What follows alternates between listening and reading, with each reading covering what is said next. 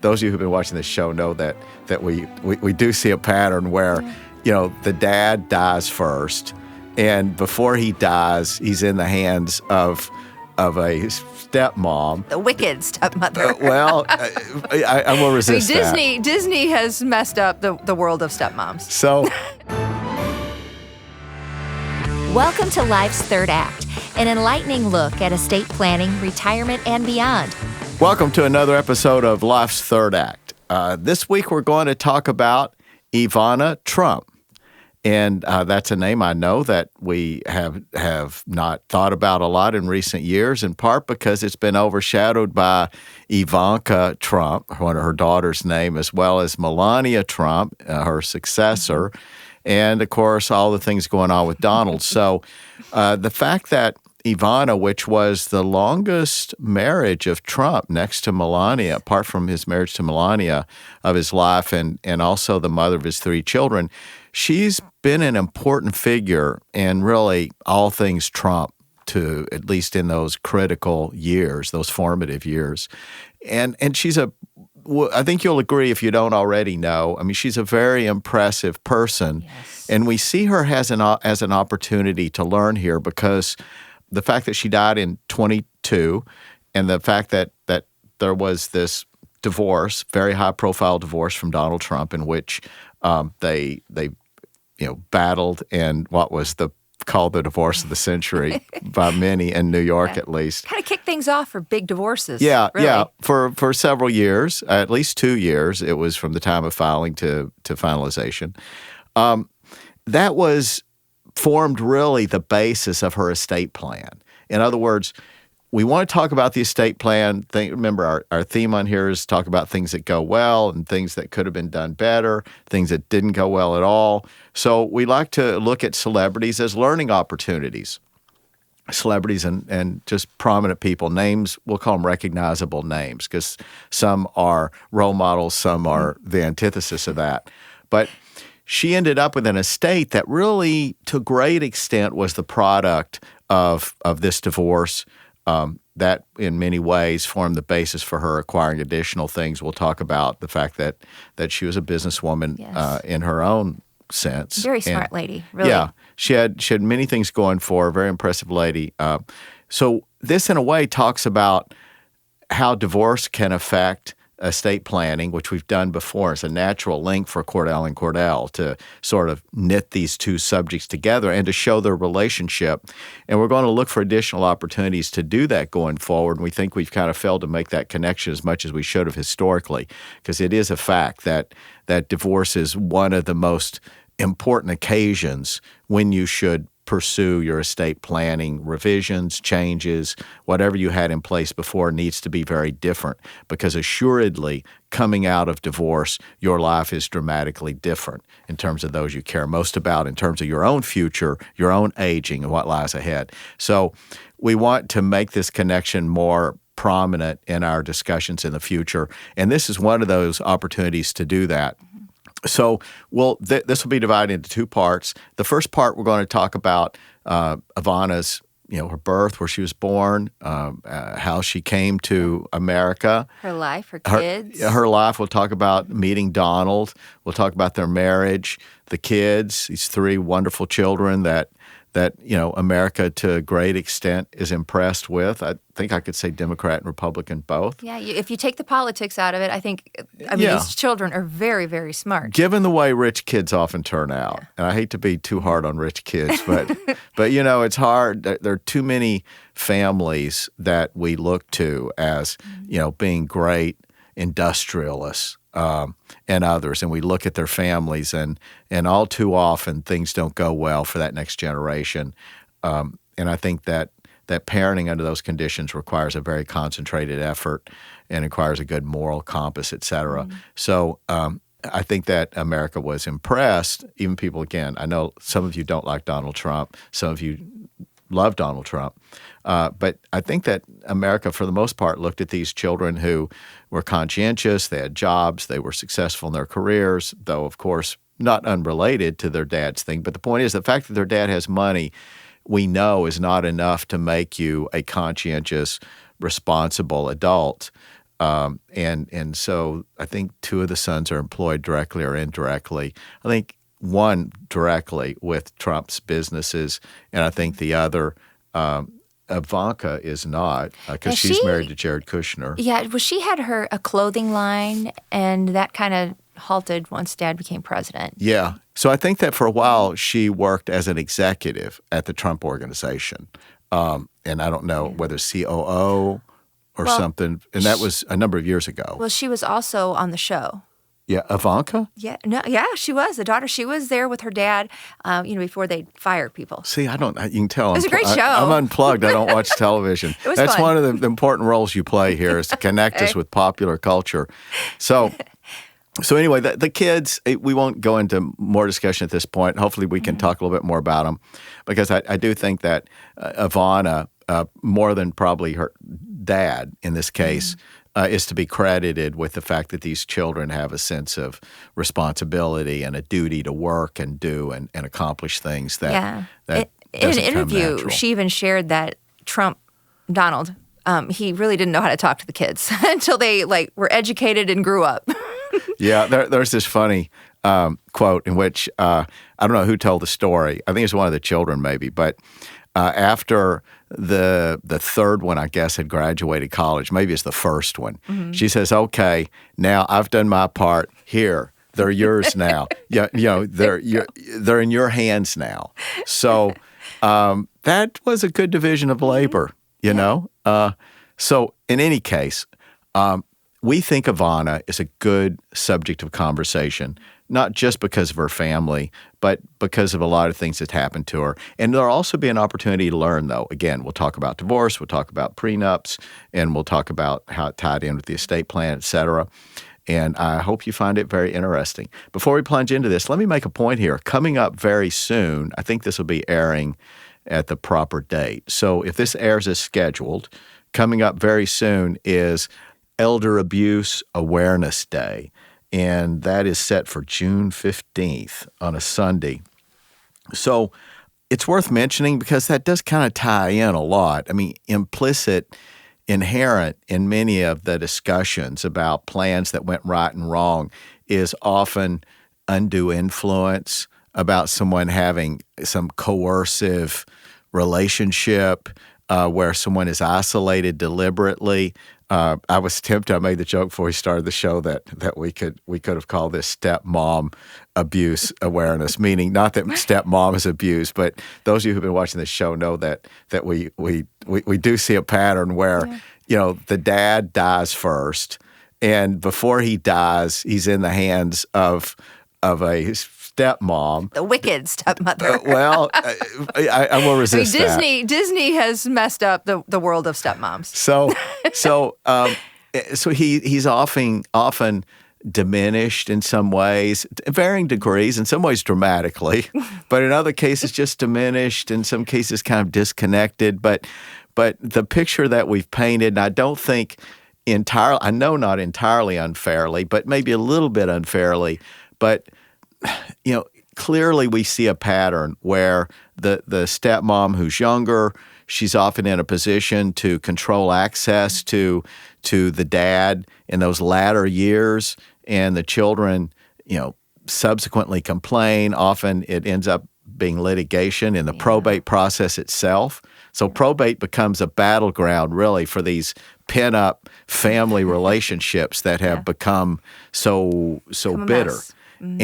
And it becomes the first opportunity often to to express these frustrations. Mm-hmm. And so probate becomes the place, sadly, where often these things are expressed. But where is a pattern, and I don't run from this at all, I don't think it's unfair. It's just something that we see over and over and over, and we talked about so much in the show.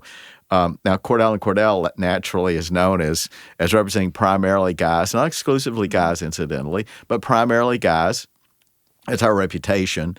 So you might say, well, gee, Cordell and Cordell, I would have a bias here. But it's just, you can't overlook this connection that you see so often. It doesn't mean that stepmoms are bad and stepdads or dads are good. It's a demographic, I think, factor, really. It's where you have one gender that dies typically sooner, so that gender often fades a little more sooner as they age. You have this societal thing where men often marry someone on average, particularly if it's a second or third marriage. And by definition, we're talking about step-parents. So we're talking about second, third marriages. So we're talking about somebody maybe 10 years younger, and we won't even go to extremes, but 5 years at least. It's unusual to see a same-age marriage. So you put together these kind of demographic or societal facts, and you end up with a situation where neither party being more culpable or more inherently bad than the other. It's just that there's an opportunity that exists on one side of the table that doesn't exist so much on the other side of the table. So that is the basis of this problem. It's not inherently gender related at all. It's just the way that the facts pan out, and it invites this sort of conflict with the natural kids of the aging. And often those kids are only maybe 10 years younger than this new parent even older. And I don't want to we don't want to get too caught up in stereotypes here, but there are those cases certainly. But even in the absence of that difference, the stage is set for conflict.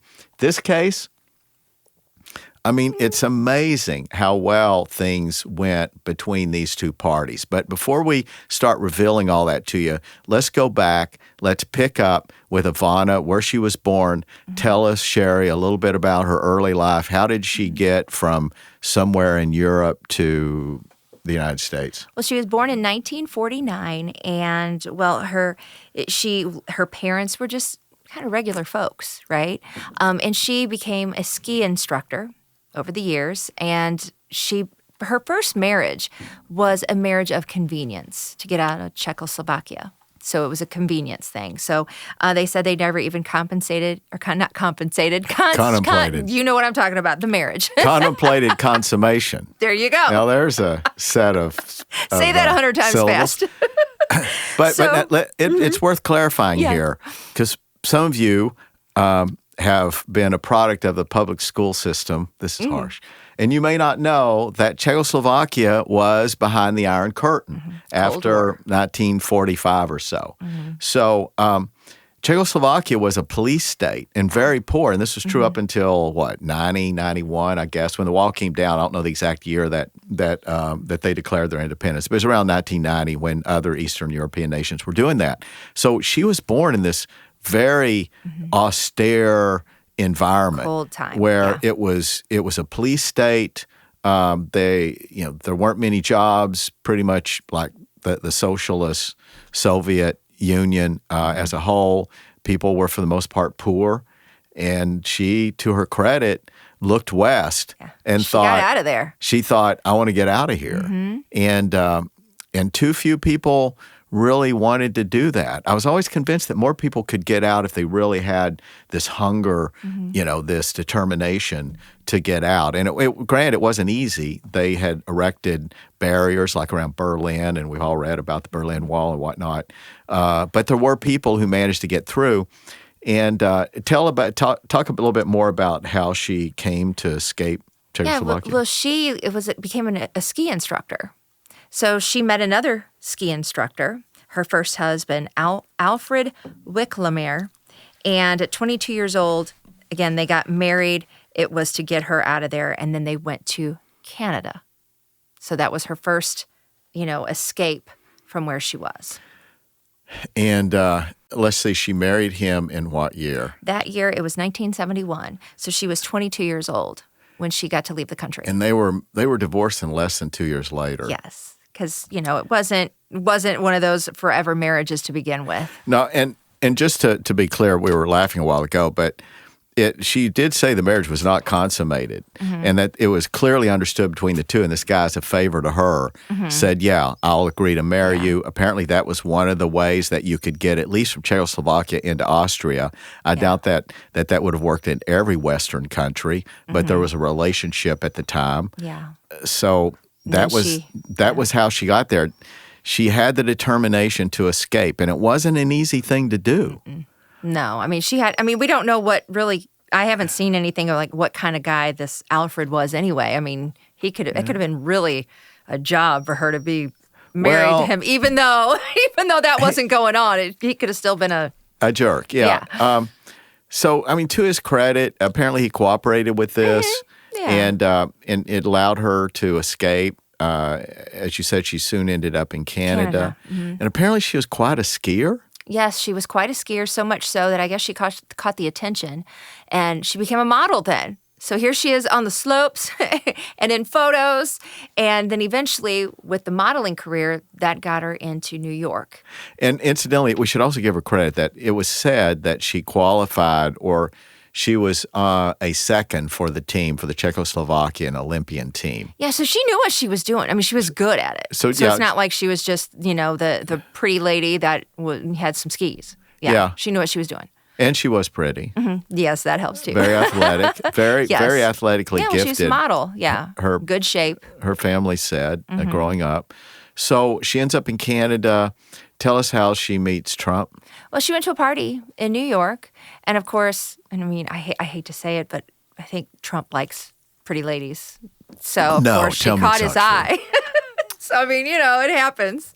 So, it was her personality. And well, yes. I mean, I think he also likes strong women. Oh, he did. And there's no question and she's personality. a very strong woman. There's no question personality is important to him. But it's also no question that a personality is enough.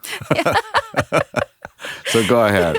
So they started dating. At the time, she then was 28 when they got married in 1977. And she then was 28, and he would have been not much. Well, he's a little older than that. Yeah, I can't remember how old he was. Yeah, he's probably several years older, but go ahead. So the two of them met, and everything they hit it off, and then they got married in 77, and they just became like New York's it couple. They married the next year. Isn't that interesting? I mean, in other words, Trump was swept off his feet. Yeah, he knew what he wanted, and it was her, and he didn't let that go. And it is worth mentioning here that Trump likes women who have an independence, who are ambitious and successful in their own right. Yeah, those are the relationships that have lasted with him. So it turns out that Ivana is quite a businesswoman during the course of their marriage. Yes. Talk a little bit about that. She helped with Trump Towers and all the different properties he had. She would help decorate. She was a go-getter. She was out there in the community getting to know people. And again, they were in the limelight. And she knew how to work a crowd. And I think she was COO of the Taj Mahal in New Jersey. And she turned it pink. Yeah, well, that's probably she had the idea. flair of doing things, I mean, that was her color. I mean, she could decorate like nobody's business. She had a real eye for style. She really was talented in that way, and that's a gift. And she influenced all of his properties. And she worked hard. I mean, she knew, how to go about it, the right people to contact to make those things happen. Because I'm sure that the circle just kept growing as more and more people got to know them, the more they were out and about in the community.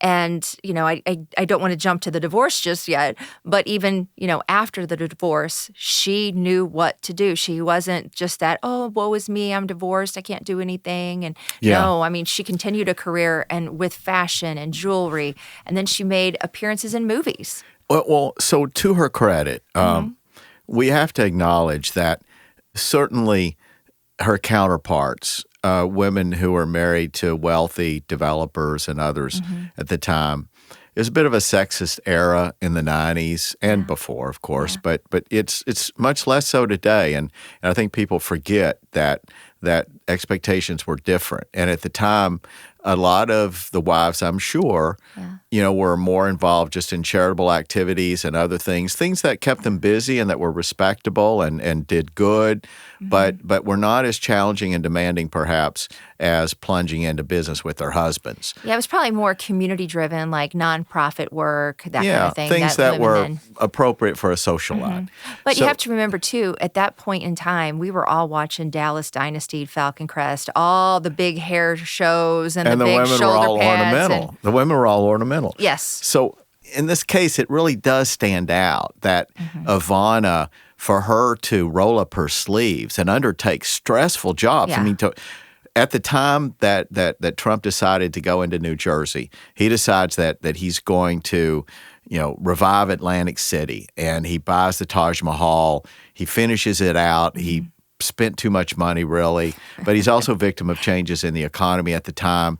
So it was a very difficult thing to run. I mean, as stressful as any job with a property as massive as that. Clearly, the largest hotel at the time in not only Atlantic City, but among the largest in Vegas as well. It was a big property, a big development, and so for Trump to entrust her to go in and to manage that on a day-to-day basis and to know that she's going to do as good as can be done says a lot, because Trump doesn't easily trust anybody. And for her to be willing to do that when that was not the natural lane, that was not the natural expectation for someone in her position at the time. Yeah. So, I mean, she's really stepping forward and saying, I realize I can have this easy life and all those things that would normally be expected of someone in her role, but instead she wants to be involved in a very stressful, demanding environment.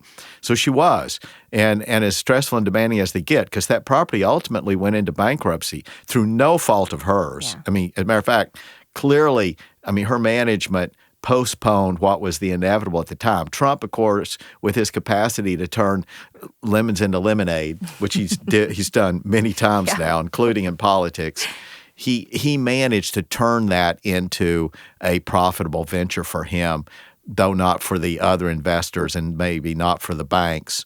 But Trump had this way of, flying out of the ashes, and he did. But the fact that he had entrusted her to try to make that work with all that debt that was on that property at the time, interest rates going up, a recession coming in, for her to work and try to make that as she did. Then she goes from there and becomes, I think her actual position was CEO of the Plaza. Either way, she was running the Plaza, whatever that position was. So she had a lot of responsibility, and I don't know how long she ran the Plaza Hotel, but a couple of years or so, I think. But the whole idea is that she was continually engaged in trying to be productive, trying to add to the Trump empire. She was just an ambitious lady. And somebody who clearly was prepared to work very, very hard. And that's the reason I dwelled for a few moments on her escape from Czechoslovakia. That's not a natural step. You have to go to extraordinary efforts to get that done, to arrange this relationship, to find somebody who's willing to have this. I mean, she was just an ambitious woman in the best sense of the word. And I think Trump saw that in her. To his credit, he saw that in that one year that they met. And the ability to meet people and to be able to predict that they're going to be the type of person that she turned out to be is a credit to Trump too, because even though he divorced her, to the day that she died, and we'll talk more about this, but he had good things to say about her. Yeah, I think there was a respect level there, and I think that, for him to bring her on to the Oprah Winfrey Show with him, that says a lot. Oh, did he? Yeah, the two of them were interviewed together multiple times, and and that he would joke, because she was laughing when he would say it, but he would say, basically, I think one of the interviews where he said, Ivana listens, or I tell her what to do and she listens. And then she just laughed like, ha ha. So, yeah. So let's move then through the children. Yeah, well, they have three Yet. kids. Yes, they have the three. We know that she was the primary caregiver, of course, for the kids, in addition to other things she's doing. The three kids. And tell us who they are. You have Don Jr., or Donnie. That's the firstborn. He was born in, let's see here, he was born in 1977, so, pretty much after they got married. And then their daughter, Ivanka, she was born in 81, and then their youngest son, Eric Trump. So Eric is the youngest, In 84. So all the kids are in their 40s now. Yeah. So, again, we won't dwell too much on it, but she did something right with those kids. She didn't raise them just as rich kids in New York. Nope. And her message was, and her role model was, as was their dad's, you work and you work hard and you assume responsibility and you don't drink, you don't smoke. Apparently, Trump was fanatical. Donald was fanatical about that. He apparently said to his kids when they were very young, if you drink or smoke, I'll not entrust you with responsibility. And however he chose to express that, the message to those kids were very clear. And drugs, don't even think about it. Yeah. I mean, you talk about being disinherited. Yeah. So Trump had some strong opinions about things that he thought ruined people's lives, and those were kind of red flags or big ticket items for him in terms of ways you can go wrong. So he made clear to his kids that those were problems. I don't know if they drink socially. I would assume that they would. But again, that was a big deal to Trump. And Trump apparently doesn't drink. Yeah. He's got a good head on his shoulders, when you don't want to do that because that can lead to so many problems. Even though there's still problems, but deeper problems, I should say. Yeah, and Trump apparently has never smoked. Yeah. When a lot of men at that age and that era were smoking. Oh, yeah, smoking was everywhere. I mean, yeah. Even on TV when you'd watch the news, people, the newscasters were smoking. So let's come up to the divorce. The divorce happened in 1990, and Marla Maples pretty much the reason for that divorce. Yeah. So we get some context here. Again, they were married in 77. So we're talking about this divorce was filed in 90. So 13 years at this point of we'll call it marital bliss, and then a few years more in which the divorce was pending, ultimately finalized in 92. So it's pretty well known what kind of triggered this. It doesn't explain the fact there were problems in the marriage, which you can imagine. These two egos, these two very strong-willed people, probably Trump's roving eye, certainly. Yeah. So the infidelity by Trump has to be pointed to. But what was the actual trigger that was so well publicized? There was an encounter at wasn't it a ski or ski lodge? They were on vacation. It was in Aspen, Colorado. Yeah. And I think she kind of knew, and Marla asked her, "Do you love your husband?" Marla, now say who this is. Marla Maples. Okay. Yeah. She's somebody that Trump had been dating for some time. And I mean, he went to the extreme to hide it. But then again, I mean, everybody in Trump's circle knew about it because they would hide when he was going to the hotel with her, or they would have all kinds of extreme measures to get her in the back of the limousine so they could spend time together. So a lot of people knew about it. And but the fact that she was there when they were on a vacation, Christmas vacation, wasn't this over what period, what month? Oh, I want to say, was it in January, right after the New Year kind of thing? So don't quote me on that. No, one, let's assume that's the case. And so she's there, which surprises me. And what happened? They had an encounter, and Marla basically asked Ivana whether or not she loved her husband. And that just didn't go well. And so the two exchanged a little bit of words, and Ivana never, there was no, cat fight or anything like that, but words were exchanged. And then Ivana pretty much never forgave her. So she would not talk about her, kind of talk down about her when the topic of her was brought up, but blames her for the divorce. Yeah. And that launched what was great reading and entertainment for not just New Yorkers. Much of America, was reading about this very high-profile divorce. Remember, Donald Trump had made himself a celebrity. I mean, he was good at that, as we all know today in this century. Yeah. He's very good at that, and he was good at that time. So he was this very flamboyant, wealthy, nice-looking figure.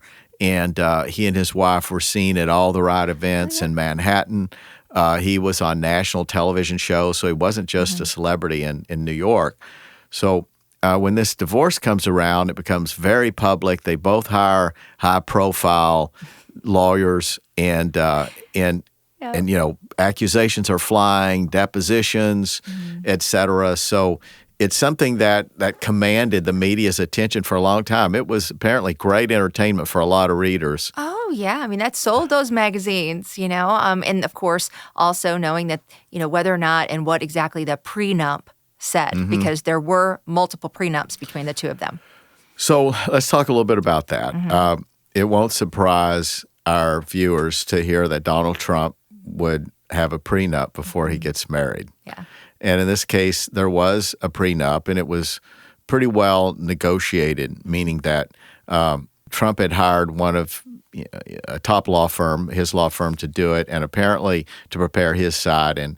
And he had even made arrangements apparently for the attorney that represented his wife, and that becomes an issue later on. So Trump tried to dot his I's and cross his T's in terms of having a prenuptial agreement. The parties both kind of went in with eyes open. I think it's fair to say, both were represented by attorneys, much negotiation in terms of what the prenup was, although I'm sure Ivana at that time was not as demanding as she became later when they negotiated some revisions. So it helps for you to know that New York, and I assume that the document was signed and drafted there. New York is one of a minority of states that have not passed the prenuptial agreement, the Uniform Prenuptial Agreement Act, nor the Uniform Prenuptial and Marital Agreement Act. These are two uniform statutes that have been adopted by 28 to 30 states in one form or another, one of those two. The difference between the two is that the latter, the Uniform Prenuptial Marital Agreement Act, as opposed to the Uniform Prenuptial Agreement Act, is the newer of the two. It was kind of introduced, I think, passed by its first state in 2013. And what that does is it makes clear that really agreements that are often made in anticipation of marriage often have some of the same characteristics and the same issues that apply to agreements you make after you're married, but not as part of a divorce. And that's important to know, is that the rules that govern prenuptial agreements and marital agreements, this set of rules are not the rules that govern creating a separation agreement in anticipation of getting divorced. That's different. That's divorce law. And divorce law is different. So this is where you have two people that before they get married and after they get married are saying, well, we want to have certain rules about how we handle property, about who's going to own what. Often it'll regard estate planning. Estate planning is often the hottest single topic in prenuptial and marital, some people call it postnuptial, but in prenuptial and marital agreements, often that is the primary concern. Many people assume, prenups exist just for divorce, in anticipation of divorce. That's not true. Often, yes, people do want to allow for that possibility, but when the people who are most likely to be doing those agreements are older, they're people who have assets, they're people who have children, as we've talked about, and each has their own, his, hers, and often there's not an ours. So it's imperative for them to say, look, we can get married, we can live our life together as husband and wife, but we have this duty to make provisions for estate planning that's not going to get changed by the death of one of us. And without careful reflection and planning, very easily, the death of someone can just leave completely excluded that person's natural children from any assets that person might have had. So in this case, New York State has never really adopted either one of these uniform sets of laws. They kind of have their own rules, but their own rules bear a lot of resemblance to the Uniform Prenuptial Marital Agreement Act. And I think that it's worth taking a few minutes and talking about what are the things you have to think most about when you're trying to decide how do I have an agreement that's most enforceable, whether you're thinking about divorce or not.